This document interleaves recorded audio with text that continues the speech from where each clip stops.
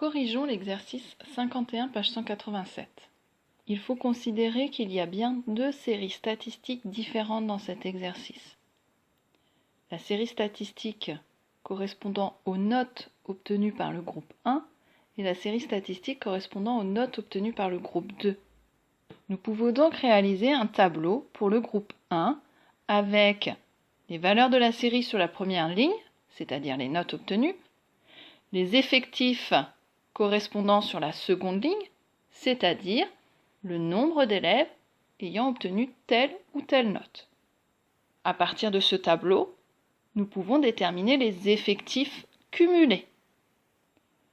Une fois les effectifs cumulés calculés, nous pouvons très facilement déterminer le premier quartile, la médiane, le troisième quartile,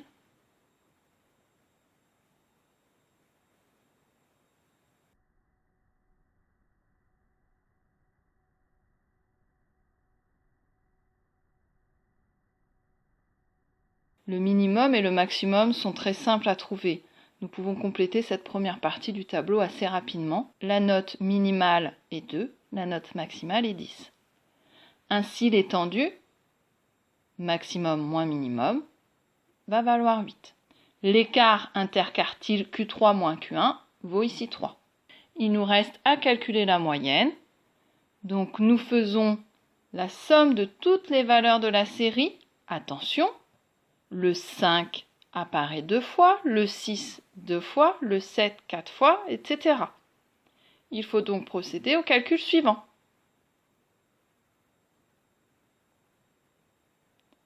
La moyenne vaut donc 7,3. On peut procéder au même travail avec les élèves du groupe 2. Donc nous réalisons un tableau similaire en ajoutant une ligne pour les effectifs cumulés. On détermine la médiane, le premier et le troisième quartile.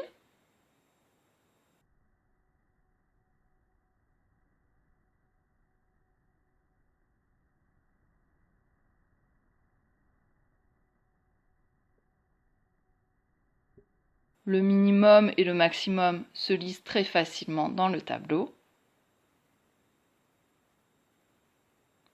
Et nous calculons la moyenne comme nous l'avons fait pour le groupe 1.